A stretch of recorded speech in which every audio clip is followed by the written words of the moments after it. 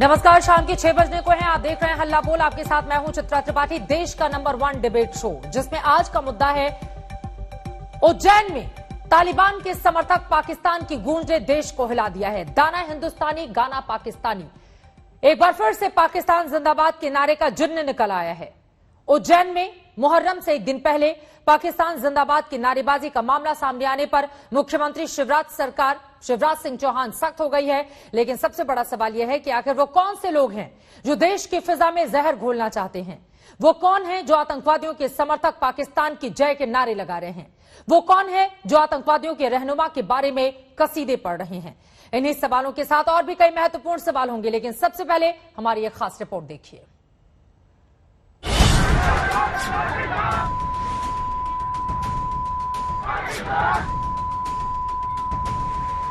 इसे कहते हैं खाना देश का और गाना पड़ोसी का। उस पड़ोसी का जहां आतंकवाद पनाह लेता है, उस पड़ोसी का जिसकी रगों में दहशतगर्दी का खून दौड़ता है, उस पड़ोसी का जो बरसों से जम्मू कश्मीर में आतंकवादी भेजकर दुनिया को गुमराह करने की नाकाम कोशिश करता रहा है, उस पड़ोसी का जिसके हुक्मरान को वहीं के लोग तालिबान खान के नाम से भी पुकारते हैं।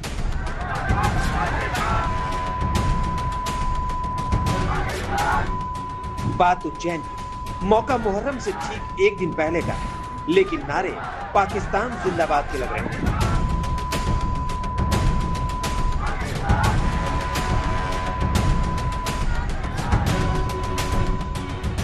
आरोप है कि थाना खाराकुंम क्षेत्र में मुहर्रम से एक दिन पहले ताजिया भ्रमण के दौरान पाकिस्तान जिंदाबाद के नारे लगे। देश विरोधी नारे की गूंज पुलिस तक पहुंचते ही मामला गर्मा गया। पुलिस उस सीसीटीवी फुटेज और वीडियो रिकॉर्डिंग को खंगाल रही है जिसमें गुनाह दर्ज है। इस मामले में उज्जैन पुलिस ने 4 लोगों को गिरफ्तार किया है, जबकि 10 के खिलाफ राजद्रोह का मुकदमा दर्ज किया गया है। हम लोग उसको पूरा क्या कहते हैं कल ही केस रजिस्टर किया है और अभी जब तो हम लोगों ने जिनको चिन्हित किया है उनके साथ में और 4 लोगों की अभी हम गिरफ्तारी कर चुके हैं। हमारा उसका पूरा जो वीडियो फुटेज है और बाकी सब जो डिटेल्स एविडेंस है उनका एनालिसिस चल रहा है। इसमें जो भी लोग होंगे जिनके द्वारा इस तरह की गतिविधियां की उनके विरुद्ध सख्त कार्रवाई की जाएगी। कोरोना की वजह से किसी भी तरह के जुलूस और रैली पर बैन है, लेकिन कुछ युवक मुहर्रम का घोड़ा निकालने की मांग पर अड़ गए। प्रशासन ने जब इसकी इजाजत नहीं दी तो वो सारी हदें पार कर रहे हैं। इसके बाद तो मध्य प्रदेश की सियासत में भी बयानों की बारिश शुरू हो गई। ये मुगालते में कि आज कांग्रेस की सरकार है। कांग्रेस की सरकार नहीं है, ये शिवराज सिंह चौहान और भारतीय जनता पार्टी की सरकार है। मुगालते में मत रहिए। खूब नवाजे पढ़ो, खूब कुराने पढ़ो, कोई आपत्ति नहीं, लेकिन पाकिस्तान जिंदाबाद के नारे लगाओगे तो कुचले जाओगे। कानून का डंडा चलेगा, सिकंजे होंगे, नेस्त नाबूद कर दिए जाएंगे, घर भी तोड़ दिए जाएंगे, क्योंकि हिंदुस्तान में तालिबानी भाषा, पाकिस्तानी भाषा, आतंकवाद को समर्थन करने वाली भाषा किसी भी कीमत पर बर्दाश्त नहीं की जाएगी। कि मध्य प्रदेश में इस तरह के देश विरोधी नारे लगना ये बहुत ही दुखद है और चिंता का विषय है। कांग्रेस पार्टी इसकी कड़ी निंदा करती है और सख्त से सख्त कार्रवाई की मांग करती है। पुलिस प्रशासन की पोल खोलते हैं इस तरह के मामले। शिवराज सरकार का कोई नियंत्रण नहीं है। कैसे ऐसे लोगों के हौसले बुलंद होते हैं जो हमारे देश के अंदर देश विरोधी नारे लगाते हैं। देश की फिजा बिगाड़ने की इस कोशिश पर मध्य प्रदेश के सीएम ने प्रहार किया है। उन्होंने साफ कर दिया कि तालिबानी मानसिकता को किसी भी सूरत में बर्दाश्त नहीं किया जाएगा। केवल इतना कहना चाहता हूं, उज्जैन में जो घटना हुई है, हमने सख्त स्टैंड लिया है। लोग गिरफ्तार किए गए। तालिबानी मानसिकता किसी भी कीमत पर बर्दाश्त नहीं की जाएगी।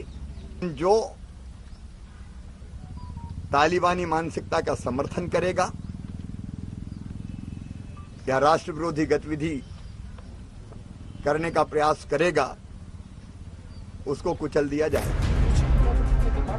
आतंक के खिलाफ देश लंबी लड़ाई लड़ रहा है। 4-4 जंग में भारत के हाथों मुंह की खाने के बाद भी पाकिस्तान नहीं सुधरा है। वो लगातार आतंकियों के कंधे पर रखकर बंदूक चलाता रहा है। ऐसे में पाकिस्तान जिंदाबाद किस मुंह से कोई कहे? जाहिर है ये नारेबाजी देश की आबो हवा को बिगाड़ने की एक साजिश हो सकती है। ऐसे में जरूरत इस बात की है कि ऐसे लोगों की शिनाख्त करके कड़ी से कड़ी सजा दी जाए जो भारत के ताने बाने के साथ खिलवाड़ कर रहे हैं। उज्जैन से संदीप कुलश्रेष्ठ के साथ रवीश पाल सिंह, भोपाल, आज तक। इस तरह का नारा लगाना देश के साथ गद्दारी है। ऐसे लोगों के खिलाफ सख्त से सख्त एक्शन आखिर सरकार की ओर से क्यों नहीं लिया जाता, ताकि कम से कम नजीर बने और दोबारा ऐसी हिमाकत करने की हिम्मत कोई जुटा नहीं पाए। कई ऐसे मुद्दे हैं जिनको लेकर चर्चा की शुरुआत हम करेंगे। खास मेहमान जुड़ चुके हैं, उनका तारुफ करवा देती हूं। सैयद जफर इस्लाम साहब, जो कि नेशनल स्पोक्स पर्सन है भारतीय जनता पार्टी के और साथ ही राज्यसभा के सांसद है, वो हमारे साथ जुड़ चुके हैं। अभय दुबे जी हमारे साथ जुड़ चुके हैं, कांग्रेस पार्टी के प्रवक्ता इस वक्त हमारे साथ मौजूद हैं। मौलाना पीर अली कादरी, इस्लामिक स्कॉलर, हमारे साथ मौजूद हैं। समाजवादी पार्टी की ओर से प्रवक्ता अनुराग भदौरिया हमारे साथ आपको टीवी स्क्रीन पर दिखाई दे रहे हैं।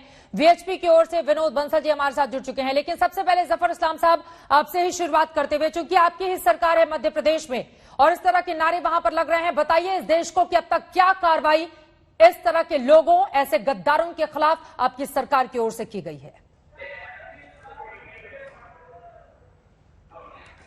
कहीं भी ऐसी चीजें जब दिखती हैं जहां पर गद्दारी हो, देशद्रोही का मामला हो, देश के साथ गद्दारी हो, चाहे वो कोई भी इंसान हो, कितना भी मजबूत हो, किसी पार्टी से भी जुड़ा हो, किसी समुदाय से भी जुड़ा हो, किसी भी संगठन से जुड़ा हो, देश के साथ अगर विश्वासघात किया, उसके साथ हम कोई जो है कॉम्प्रोमाइज नहीं करते हैं, तो सख्ती से निपटते हैं और वैसे ही निपटा जाएगा ऐसे लोगों से जो देश के साथ गद्दारी करने का। और तो ये बोलने में तो बहुत अच्छा लगता है, लेकिन अगर इस तरह की नारेबाजी होती है तो यकीनन एक तो उकसावे का काम, देशद्रोह और इस तरह के कार्यक्रम में यानी कि माहौल को बिगाड़ने का काम किया जा रहा है। तो कार्रवाई की जाएगी, माहौल बनाया जाएगा, स्थिति बेहतर की जाएगी। सर किया क्या है ये बताइए ना आपने। चित्रा जी, आपने भी सुना मुख्यमंत्री जी को, उन्होंने कहा कुचल दिया जाएगा और उन्होंने कहा कि लोग गिरफ्तार हो चुके हैं।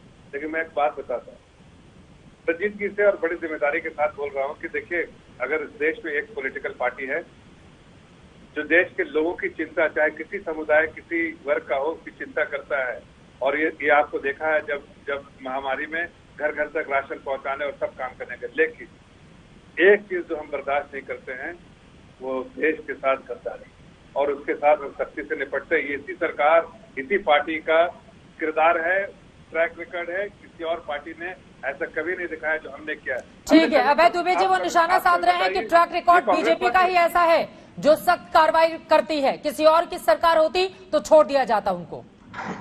चित्रा जी, हम दृढ़ता से ऐसी गतिविधियों की न सिर्फ खिलाफत करते हैं बल्कि कड़ी से कड़ी सजा ऐसे लोगों को मिलनी चाहिए। हिंदुस्तान ये कतई बर्दाश्त नहीं करेगा। लेकिन भारतीय जनता पार्टी किस मुंह से कह सकती है, जिसके खुद के संगठन में आईएसआई और पाकिस्तान की जासूसी करने वाले मध्य प्रदेश के वो नेता को भूल गए, आपके आईटी सेल के ध्रुव सक्सेना को भूल गए, आप बजरंग दल के बलराम को भूल गए। 11 लोग पकड़ाए जफर इस्लाम साहब, और आपकी सत्ता की सरपरस्ती में उनकी जमानत भी हुई। फिर से हमारी सरकार आई, हमने गिरफ्तार करके बताया। भारतीय जनता पार्टी किस मुंह से बोलती है? 5 सिमी के दुर्दांत आतंकवादी, जानती है चित्रा जी क्या किया इन्होंने मध्य प्रदेश में 26 जनवरी की छूट माफी योजना आतंकवादियों पर लागू कर दी। 11-12 में 5 आतंकवादी छोड़ दिए इन्होंने। इन लोगों ने जो 5 आतंकवादी छोड़े, उन पर हमने, कांग्रेस पार्टी ने प्रेस कॉन्फ्रेंस लेकर एतराज जताया कि prevention of unlawful activity act 1967 के तहत इन पर कार्रवाई की है। Beijing war against India, Bharat के खिलाफ युद्ध छेड़ने की कार्रवाई करने वालों को कैसे छोड़ सकते हो? आखिरी बात देखिए, आज देश को जानना चाहिए कि ये जो तालिबान है, इसका यहां आने का रास्ता साफ करने वालों में मोदी सरकार भी है।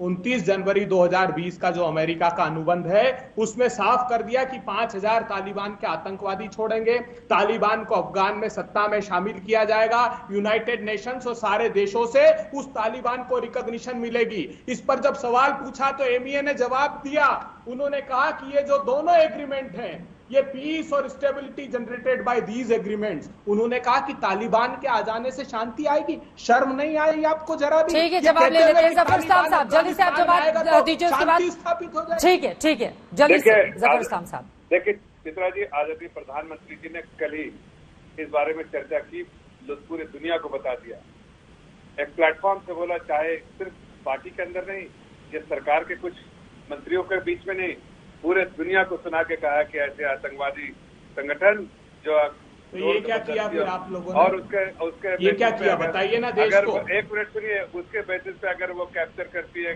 नाम तक नहीं लिया, सरकार को गिराती है, तालिबान तो शब्द तक नहीं निकला प्रधानमंत्री जी के मुंह ज्यादा से। दिन वो क्या बात करते हैं नहीं करेगी। अरे एक मिनट सुनिए, पाकिस्तान जाके आपके लोग, आपके नाम बड़े बड़े तक नहीं लोग जो निकला है, आपके मुंह नहीं से। बड़े बड़े लोग जाके पाकिस्तान की जासूसी करने वाले लोगों, सलमान ISI की खुर्शीद जासूसी करने चाहे वाले और लोगों। जब हम लोग इस तरह के आपसे बयानों नाम में तो फंस जाते हैं ना, प्लीज जफर इस्लाम साहब आपके लिए भी, अभय दुबे आपके साथ सुनिए मेरी बात। आप दोनों ने नहीं सर, सुनिए ना आप लोग मेरी बात।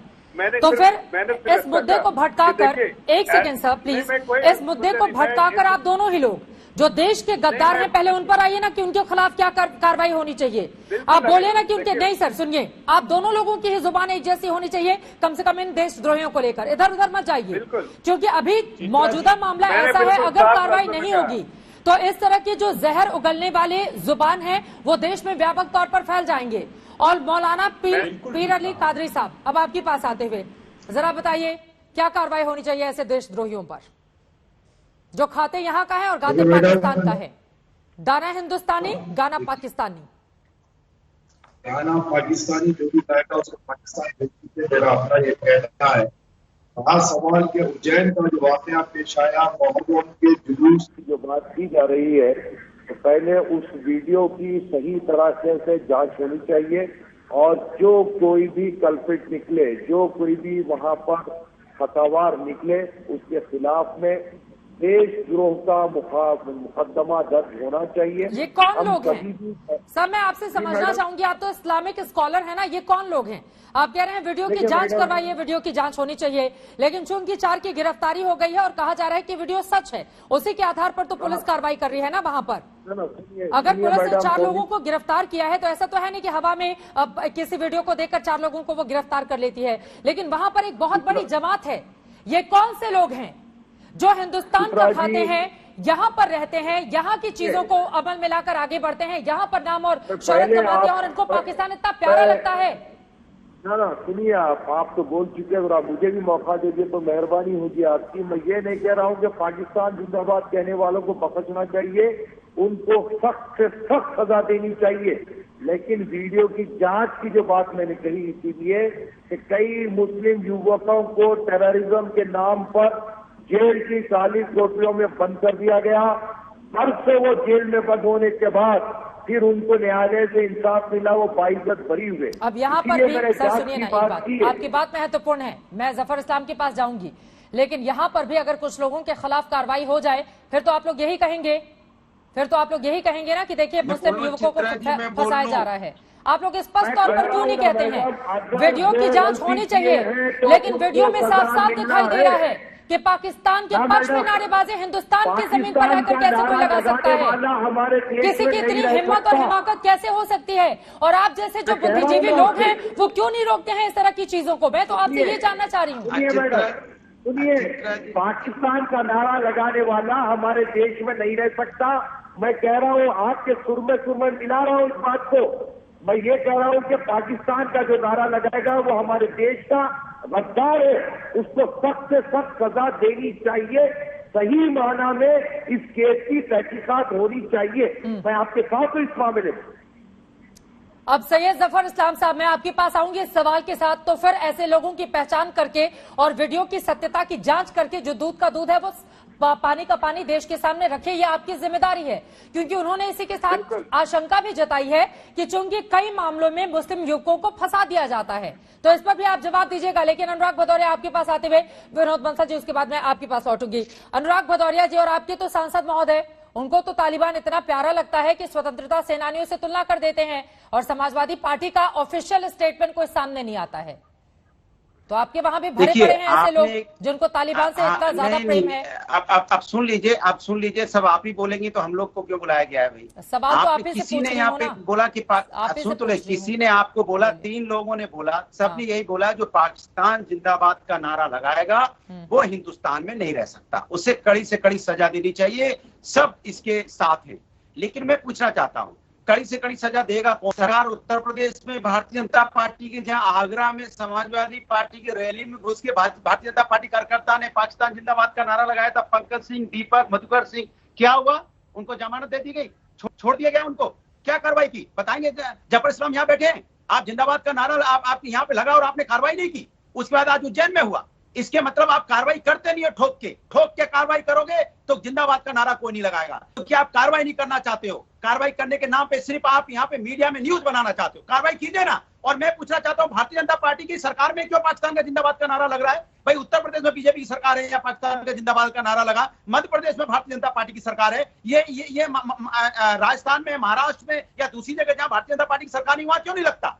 इसलिए मैं जानना चाहता हूं, अगर ठोक के कार्रवाई आप कर दोगे, इन जो पाकिस्तान के जिंदाबाद का नारा लगाते हैं, जिनका नाम अभी हमने लिया, अगर इस पे कार्रवाई करती होती तो लोग हिम्मत करते। बीजेपी को आप कार्रवाई नहीं करते हो, ठोक के कार्रवाई कीजिए। किसने आपको मना कहा यहाँ कार्रवाई करने से? आप टीवी चैनल पे आप इनके बीजेपी के प्रवक्ताओं को बुलाते हो खाली कहानी बताने के लिए, कार्रवाई क्यों नहीं करते आप? अरे कार्रवाई कीजिए। अनुराग भदौरिया वो कह रहे हैं कार्रवाई क्यों नहीं करते हैं, ठीक है, वो कह रहे हैं कार्रवाई क्यों नहीं करते? क्या बीजेपी को सूट करता है जब इस तरह की नारेबाजी होती है तो फिर माहौल बनाने में? जफर इस्लाम साहब। चित्रा जी, इनके ही शफीकुर रहमान या क्या नाम है उनके एमपी को, जल्दी बुजुर्ग आदमी है, लेकिन जल्दी उस पे कार्रवाई होगी। कार्रवाई का जो इशारा कर रहे हैं शफीकुर रहमान जी पे। अरे भाई आप बताओ ना, उज्जैन में, आगरा में, इधर उधर में भटको, ये जो आपकी आदत है भटकने की, आपके सांसद के खिलाफ देशद्रोह का मामला दर्ज हुआ है। अनुराग भदौरिया उस पर भी बोल दीजिए, उस पर भी बोल दीजिए 2-4 लाइन। एक बार सुन लीजिए फिर ब्याह रही अनुराग प्लीज। एक बार नहीं, जफर इस्लाम साहब, अगर आपकी सरकार रहते हुए इस तरह की नारेबाजी हो रही है तो पूछा जाएगा ना कि क्या बीजेपी को सूट करता है इस तरह का नारा, और उसके बाद फिर वो माहौल बनाती है। ठीक है, आर्य प्लीज अनुराग भदौरिया एक बार उनकी बात पूरी हो जाए फिर बोलिएगा।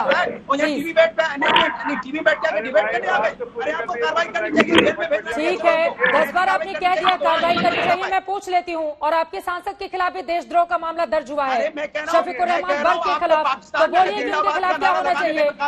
अनुराग भदौरिया क्या होना चाहिए? जो तालिबानियों की तुलना स्वतंत्रता सेनानियों से करता हो, ऐसे शख्स के साथ क्या कार्रवाई होनी चाहिए? ये तो नहीं बोलेंगे आप। जफर इस्लाम साहब जल्दी से जवाब दीजिए, फिर उसके बाद मैं आपके पास देखिए, बीच के किसी के टीका टिप्पणी नहीं कर रहे और कोई मना कीजिए बीच में टोकने से, कोई सुन नहीं पाता, आपके दर्शक देख नहीं पाते।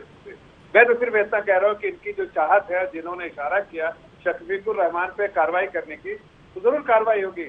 मध्य प्रदेश में उज्जैन में अगर हुआ है तो वहाँ लोग गिरफ्तार हुए, बाकी इंक्वायरी चल रही है, सख्त से सख्त कार्रवाई होगी। मैं इशारा नहीं, मैं अरे कहा जा रहा है कि थोड़े दिनों के लिए माहौल बनाने के लिए गिरफ्तारी होती है, बाद में फिर छोड़ दिया जाता है। ये तो इसका वर्जन है। हकीकत तो आपके सामने है कि गिरफ्तार हो चुके हैं लोग, और इनके ही पार्टी के लोग हैं, उनके बारे में इन्होंने कोई टिप्पणी नहीं की। इनको सबसे पहले कंडेम करना चाहिए शफीकुर रहमान का स्टेटमेंट। क्या इन्होंने कंडेम किया स्टेटमेंट को? क्या इन्होंने कहा समाजवादी पार्टी के मुखिया ने कि नहीं ये गलत है और ये गलत बयानी से काम ले रहे हैं हमारे मुखिया? ये सब राजनीति। ठीक है, एक लाइन में अनुराग भदौरिया जवाब दीजिए, उसके बाद में विनोद जी आपके पास आ रहे हैं। ठीक है, अनुराग भदौरिया एक सेकेंड। अच्छा हुआ ना देशद्रोह का मामला बख्श साहब के खिलाफ दर्ज हो गया, कम से कम आगे इस तरह की भाषा नहीं बोलेंगे, है ना? मैंने इससे क्या तालिबानियों की तुलना नहीं करेंगे हमारे देश के स्वतंत्रता सेनानियों से। सर सवाल का सीधा जवाब, सवाल सुन लिया भदौरिया साहब, सवाल का सीधा जवाब आपका सुन लिया, आपका सवाल सुन लिया, मेरा जवाब सुन लीजिए। मैंने आपने बोला पाकिस्तान का जिंदाबाद का नारा हिंदुस्तान में जो लगाएगा उसमें कड़ी से कड़ी सजा होनी चाहिए। हम सब इसके साथ हैं। नहीं बोलेंगे क्या वर्ग साहब पर नहीं बोलेंगे अभी। विनोद बंसल जी क्या क्या दीपक के साथ जिन्होंने नारा लगाया था, जयप्रकाश के साथ जिन्होंने आगरा में नारा लगाया था समाजवादी के, उसमें रैली में घुस गए। बिल्कुल, पाकिस्तान के पक्ष में अगर इस तरह की नारेबाजी होती है उसके खिलाफ सख्त से सख्त कार्रवाई होनी चाहिए, और बिल्कुल वैसे ही कार्रवाई उन लोगों के साथ भी होनी चाहिए जो हमारे देश के स्वतंत्रता सेनानियों की तुलना। एक सेकेंड सर, अनुराग भदौरिया आप क्यों नहीं बोल रहे हैं? क्यों नहीं कार्रवाई होनी चाहिए ऐसे लोगों के खिलाफ जो तालिबानियों से हमारे देश के महान स्वतंत्रता सेनानियों की तुलना करते हैं? उस पर कुछ नहीं बोलेंगे आप? ठीक है, समझ गए मैं आपकी बात। बार होनी चाहिए, ठीक है, सख्त से सख्त कार्रवाई सब पर होनी चाहिए। आतंकवादी संगठन या आतंकवादियों का समर्थन जो भी करता है, और पाकिस्तान जैसा मुल्क जो हमारे लोगों को मार कर जाता है और यहाँ पर उसके जिंदाबाद के नारे लगते हैं। विनोद बंसल जी, लेकिन सच्चाई तो ये भी है आप लोगों को बहुत सूट करता है। प्लीज अनुराग भदौरिया, ठीक है मैं पूछूंगी। अनुराग भदौरिया ये कह रहे हैं कि बीजेपी सरकार के दौरान ही, चाहे वो मध्य प्रदेश हो, यूपी हो या बाकी हिस्से, सिर्फ वहीं पर इस तरह के नारे क्यों लगते हैं? वो आप लोगों की मंशा पर सवाल खड़े कर रहे हैं। नहीं, मुझे बताइए, समाजवादी पार्टी के सरकार के दौरान नहीं हुआ क्या?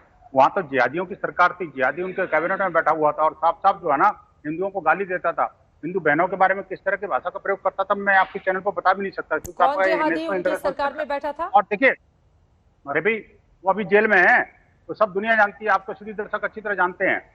वो जो सारी यूनिवर्सिटी उनकी तोड़ी जा रही है उसमें, ये सबको पता है उसका।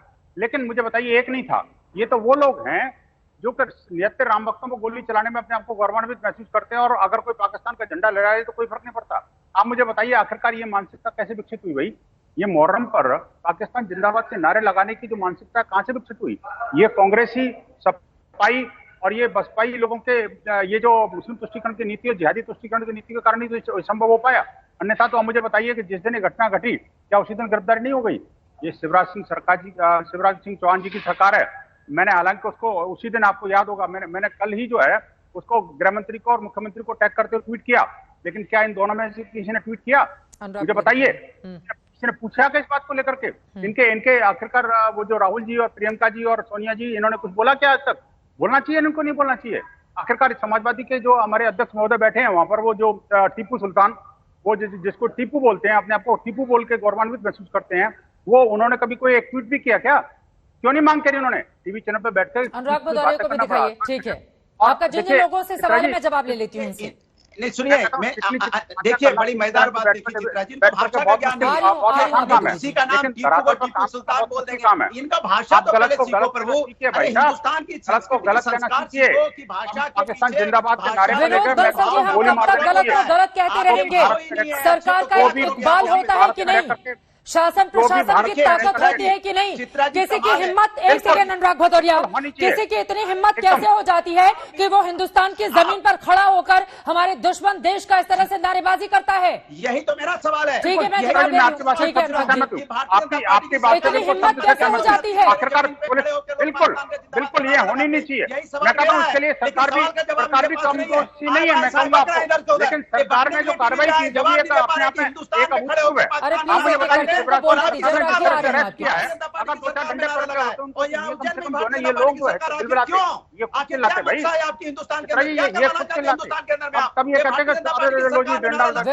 जी, लेकिन जिनको आप बता रहे थे कि देखिए जिहादी बैठे हुए हैं, वो लोग तो जनता के से चुन कर आए थे ना, वो तो चुन कर आए थे, चुनाव जीत कर आए थे। चुन के आए थे, कुछ नहीं पता। ये जनता को जीत कर आए थे, ये जनता को ठग कर आए थे, जनता को जीत के नहीं आए। अगर जनता को जीत के आना होता तो उनकी आज स्थिति नहीं होती। जनता को जीतने वाला जीतता है। मैं आपसे बढ़ कर सवाल पूछ रही हूँ, आप जा रहे हैं रामचरितमानस पर। आप एक बार अनुराग भदौरिया एक बार बोलिए ना, अनुराग भदौरिया एक बार बोलिए ना कि भट्ट साहब ने गलत बयानी की। इनका वॉल्यूम बंद नहीं होगा। अनुराग भदौरिया बोलिए कि गलत बयानी की है भट्ट साहब ने। आप बोलिए समाजवादी पार्टी नहीं सहमत है, उन्होंने गलत बोला। हमारे स्वतंत्रता सेनानी महान थे, हैं और रहेंगे।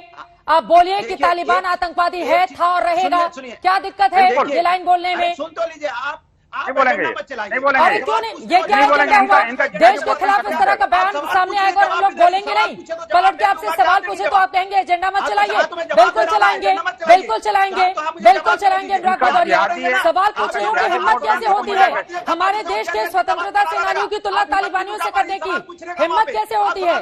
अरे बिल्कुल हिम्मत है, बिल्कुल हिम्मत है, बिल्कुल हिम्मत है ना? हिम्मत पर मत जाइए, बिल्कुल हिम्मत है अनुराग भदौरिया। सैयद जफर इस्लाम साहब, दरअसल कुछ लोग ये भी कहते हैं कि जैसे ही कुछ राज्यों में इलेक्शन की तारीख नजदीक आती है, ध्रुवीकरण का माहौल बनाने के लिए इस तरह की तस्वीरें भी देश के अलग अलग हिस्सों से सामने आने लगती हैं, जो आपको सूट करता है। देखिए चित्रा जी, आप मीडिया चैनल में हैं, आप सच्चाई दिखाती हैं। उसी तरह से भारतीय जनता पार्टी के किसी चीज में भी आप कटघरे में अपोजिशन खड़ा करना चाहे, उस पर डिबेट हो सकता है। चाहे अपोजिशन के कुछ पॉइंट्स हो सकते हैं, हमारे कुछ पॉइंट्स हो सकते हैं, कोई लोग अग्री करेंगे, कुछ नहीं अग्री करेंगे, लेकिन एक चीज पे भारतीय जनता पार्टी की और भारतीय जनता पार्टी की सरकार को कभी कटघरे में नहीं खड़ा किया जा सकता है। वो नेशनल इंटरेस्ट से कॉम्प्रोमाइज करने, कि वो पार्टी है जो कभी भी देश के हित से कभी कॉम्प्रोमाइज नहीं करती और देशद्रोहियों से कभी उससे सख्ती से ही निपटती है, चाहे कुछ भी हो जाए। तो ये पूरी दुनिया और पूरा देश जानता है, और देश का हर बच्चा भी अगर आपसे पूछे कि कौन एक ऐसी पार्टी है जो देशद्रोहियों से सख्ती से निपटती, तो कांग्रेस का नाम नहीं आएगा, समाजवादी पार्टी का नाम नहीं आएगा, राष्ट्रीय जनता दल का नहीं आएगा, टीएमसी का नाम नहीं आएगा। सिर्फ और सिर्फ एक्सेप्शनल है वो भारतीय जनता पार्टी है। जवाब ले लेते हैं अभय दुबे जी। वो तो कह रहे हैं कि देश को लेकर जब भी किसी एक पार्टी की बात आती है तो कोई बीजेपी पर सवाल नहीं खड़े कर सकता है, तुरंत कार्रवाई की जाती है ऐसे लोगों के खिलाफ। और मुख्यमंत्री खुद बोल रहे हैं कि तालिबानी मानसिकता का कोई भी होगा उसको कुचल दिया जाएगा। शिवराज सिंह चौहान का ये बयान है। चित्रा जी, आपने बहुत प्रासंगिक सवाल पूछा कि आखिर हिम्मत कैसे हो जाती है इन लोगों की। ये बात बिल्कुल सही है।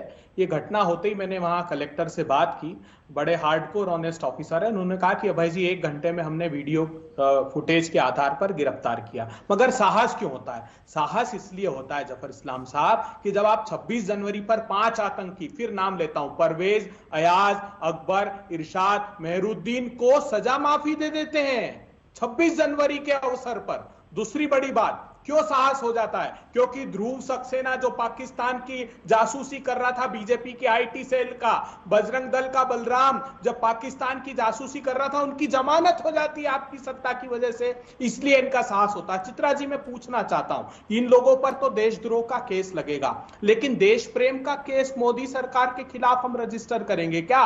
मैं आपको बताता हूं, इंट्रा अफगान निगोसिएशन, राज्यसभा में जवाब दिया कि वहां जयशंकर प्रसाद जी गए थे, वहां तालिबान नहीं था। अभी इसी पे रहते हैं, तस्वीरों पर रहते हैं। नहीं, सरकार क्या करे? एक सेकंड अभय दुबे जी, सरकार क्या करे?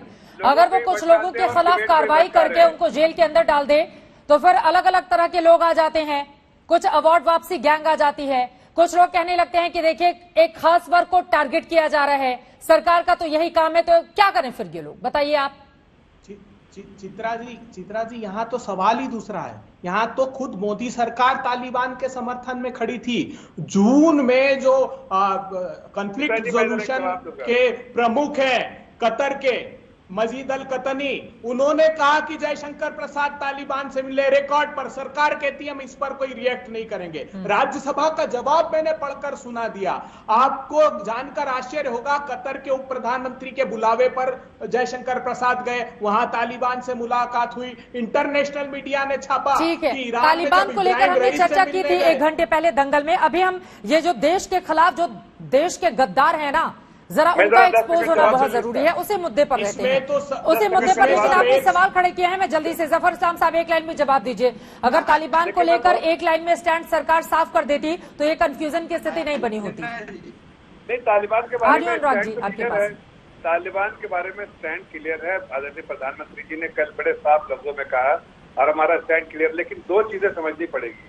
देखिए, सरकार को, कोई पॉलिटिकल पार्टी को जो चाहे देश के अंदर में बोल दे, सरकार को अपने देश की जो इंटरेस्ट को सेफगार्ड करके हर वक्त चलना पड़ता है। इसलिए कि इवॉल्विंग सिचुएशन में और डायनामिक सिचुएशन में सरकार जो स्पोक्स पर्सन किसी पार्टी का नहीं कि दुबई जी आके कुछ बोल के चले गए, तो गलत सही झूठ बोल तो सब कुछ चलेगा। ठीक है सर, उस पर हम चर्चा करेंगे। देखिए, अगर विस्तार में जाएंगे तो 2 अलग अलग सब्जेक्ट एक साथ आ जाएंगे। प्लीज एक छोटा सा जवाब, जो विजुअल अभी चल रहे थे वो तस्वीरें फिर से दिखाइए। जफर इस्लाम साहब, किसी भी तरह की रैली की, जश्न की इजाजत नहीं थी, बावजूद इसके इतनी बड़ी तादाद में लोग इकट्ठा हो जाते हैं, कहाँ था आपका प्रशासन? देखिए, इस बात को मैं तस्लीम करता हूं कि कई बार ऐसी स्थिति आती है कि प्रशासन का जो उनका डायरेक्शन होता है और उसके बावजूद डायरेक्टिव के खिलाफ जाके कई बार लोग इकट्ठा हो जाते हैं। वो समझ सकते हैं इसकी भावनाएं होती है, ट्रेडिशन होता है, हर एक राजनीतिक रैलियां निकल रही है, लेकिन लोगों की भावनाओं से जुड़ी है, ये भावनाओं से ट्रेडिशन से जुड़ी है, माँ दुर्गा के आयोजन पर प्रतिबंध है, लेकिन तक नहीं बनने देते, राजनीतिक रैलियां हो रही है। देश प्रेमी हो सकता है, वो आस्था के धुन में कभी आगे हिंदू धर्म के भी विरोधी हैं, जैसे माँ दुर्गा के अनुयायियों पर गोलियां दागे। चलिए ठीक है, ये तो मैंने प्लीज जुलूस रैली की इजाजत नहीं निकालने पर नारेबाजी और उसकी तस्वीरें लगातार हमारे दर्शक देख रहे थे। चुन चुन कर ऐसे लोगों के खिलाफ कार्रवाई किए जाने की जरूरत है अगर ये तस्वीरें पूरी तरह से सच हैं, क्योंकि वीडियो की सत्यता की जांच की मांग भी यहां पर की जा रही है इस्लामिक स्कॉलर की ओर से। लेकिन एक बार फिर से अनुराग भदौरिया आपके पास आते हुए, देशद्रोहियों के खिलाफ तो कार्रवाई होनी ही चाहिए, चाहे तालिबान की तुलना स्वतंत्रता सेनानियों से कोई करे या पाकिस्तान जिंदाबाद का नारा कोई लगाए। कोई भी को अच्छा चाहे तालिबान कर रहा उसके खिलाफ भी हो जाना चाहिए, रुकना नहीं चाहिए किसी के खिलाफ, क्योंकि हिंदुस्तान में न्याय चाहिए। क्योंकि हिंदुस्तान में ये क्यों हो रहा है कि भारतीय जनता पार्टी की जहां सरकार होती है, जहां चुनाव आने वाला होता है, वहीं पे नारे क्यों लग जाते हैं? आखिर इतनी भीड़ कैसे इकट्ठी हो गई? क्या ये अपने मुझे बताइए कि भारत माता को बैन करने वालों को मध्य प्रदेश में तो चुनाव में अभी टाइम है, अभी कहाँ होने वाले वहाँ पर चुनाव। मध्य प्रदेश के शासन प्रशासन की जिम्मेदारी है ना, और इनके जो सांसद है वो अनुराग भदौरिया 2023 में इलेक्शन होगी मध्य प्रदेश में, अभी नहीं हो रहे हैं। वहाँ भीड़ इकट्ठी हो जा रही है, आखिर क्यों? आखिर क्यों भीड़ इकट्ठी हो रही है? अनुराग जी जरा सोचिए, बेरोजगारी को लेकर, किसानों को लेकर, महिलाओं का सरकार को लेकर हम अगर रोड पर प्रदर्शन करने आते हैं तो आप हमें तब तो हमारी जो जनता की समस्या के लिए तो हमारी रैली नहीं निकालते, हम साइकिल यात्रा निकालते हैं, हम जागरण यात्रा निकालते तो हमारे हमें जेल में डाल दोगे। इतनी बड़ी इकट्ठी हो जाती है, आखिर कैसे हो जाती है? प्रशासन क्या कर रहा है? और जिंदाबाद के नारे भी लगाते हैं, हमेशा जो है ना बीन बजाते रहोगे तो काम नहीं चलने वाला। नारे क्यों लग रहे हैं, मेरा सवाल ये है। और दूसरा सवाल ये है कि इतनी भीड़ इकट्ठी कैसे हो जाती है? इसके मतलब सरकार निकम्मी है, सरकार चलने लायक नहीं है, सरकार चला नहीं पा रही है, लॉ ऑर्डर मेंटेन नहीं कर पा रही है। या उत्तर प्रदेश के अंदर में महिलाओं पे अत्याचार हो रहा है, दिन दहाड़े महिलाओं को दिन दहाड़े जलाया जा रहा है, इसके मतलब यहाँ भी सरकार फेलियर है। यहाँ भी अगर रैली निकलती है और यहाँ पे भारतीय जनता पार्टी की ठीक है, आप जवाब ले लेते हैं, ठीक है, लहरी निकालते हैं, बीजेपी को लेकर जवाब देंगे जफर खान, लेकिन विनोद बंसल जी ठीक है, ठीक है, वो कह रहे हैं कि जहां जहां चुनाव हो जाता है वहां वहां इस तरह का माहौल बनाने की कोशिश की जाती है बीजेपी के लोगों की ओर से, यानी और फिर कार्रवाई नहीं करते। ठीक है, कार्रवाई क्यों नहीं करते? नहीं कार्रवाई करें ना चित्रा जी। और एक चीज चित्रा जी लगे कार्रवाई टीवी चैनल के डिबेट में क्यों मांग करते हैं चित्रा जी? उससे पहले क्यों नहीं मांग करते? डिबेट से पहले उन्होंने कार्रवाई की मांग क्यों नहीं करी? आखिरकार इन्होंने लिखा, क्यों छोड़ दिया? आखिरकार उन्होंने क्यों नहीं किया उनके खिलाफ? ये बताइए ना, कार्रवाई होनी चाहिए अनुराग भदौरिया, इन्होंने विरोध प्रदर्शन क्यों नहीं किया? बर्ग साहब के खिलाफ क्या कार्रवाई होनी चाहिए अनुराग भदौरिया? हिंदुस्तान नहीं देशद्रोही आपके सांसद मौलाना बर्ग साहब के खिलाफ क्या कार्रवाई होनी चाहिए अनुराग भदौरिया? कार्रवाई कीजिए, कार्रवाई कर। पूरा हिंदुस्तान कहता है जो पाकिस्तान जिंदाबाद का नारा लगाएगा उस पर कार्रवाई होनी चाहिए, पूरा हिंदुस्तान। जो वंदे मातरम का विरोध करे उसका क्या करना चाहिए? बीजेपी नहीं कहती है, बीजेपी को कार्रवाई नहीं करनी है, बीजेपी कार्रवाई करना नहीं जो आपको सूट करेगा सिर्फ वही लाइनें पूछ रही हूँ। बर्ग साहब के खिलाफ क्या कार्रवाई होनी चाहिए आप नहीं बोलेंगे, मतलब है उनके खिलाफ भी बात नहीं करेंगे। उनका जो बड़बोलापन है ना रह रहकर सामने आता रहता है और बहुत सारे बयान तो शर्मसार भी करते हैं। एक लाइन उस पर भी बोलते हैं, एक लाइन उस पर भी बोलते हैं, उस पर नहीं बोलेंगे। अनुराग भदौरिया का अपना ही टेप रिकॉर्डर है, उस पर नहीं बोलेंगे। विनोद बंसल जी ठीक है, सुन लीजिए, आप सुन लीजिए। विनोद बंसल जी तो करिए ना कार्रवाई, मना किसने किया है? विनोद बंसल के क्यों नहीं आप लोग इस तरह की एक बड़ी लंबी लकीर खींचते हैं ताकि कम से कम दोबारा किसी की हिम्मत ना होने पाए? क्यों दी जाती है खुली छूट देश के खिलाफ इस तरह के बयानों के लिए?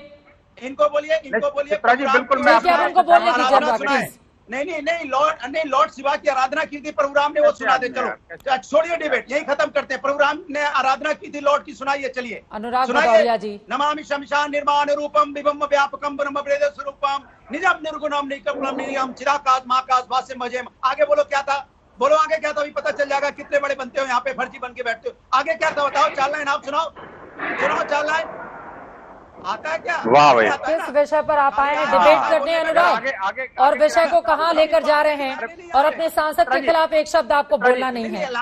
एक टॉपिक सर एग्जाम में, एक सेकंड अनुराग भदौरिया, जब हम कोई भी एग्जाम में बैठे जाते हैं या टेस्ट देते हैं या इस तरह के डिबेट में एक टॉपिक दी जाती है, उसी टॉपिक पर बात करनी होती है और हम इधर उधर जाते हैं तो हमारे नंबर कम हो जाते हैं। आप कहाँ की बात कहाँ लेकर जा रहे हैं अनुराग भदौरिया? प्लीज टॉपिक पर रहिए, टॉपिक पर रहिए, टॉपिक पर रहिए। अब उनको बोलने दीजिए। विनोद बंसल जी जल्दी से, फिर मैं मौलाना साहब आपके पास आऊंगी। प्लीज अनुराग भदौरिया का ऑडियो डाउन कीजिए, वो बोलने नहीं देंगे। बोलिए विनोद बंसल जी, कुछ कीजिए ना ऐसा ताकि दोबारा ऐसे हिम्मत ना हो लोगों की। बिल्कुल। देखिए विश्व हिंदू परिषद ने पहले ही दिन प्रदर्शन किया।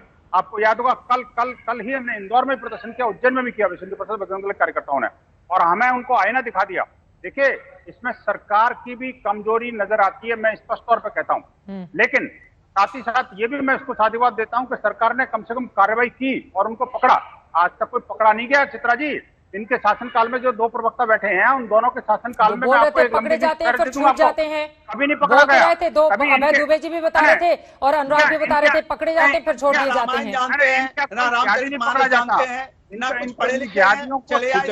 चलो ठीक है, मेरे पास वक्त की कमी है। मौलाना पीर अली कादरी साहब एक क्लोजिंग कमेंट, जल्दी से क्लोजिंग कमेंट सर आपका।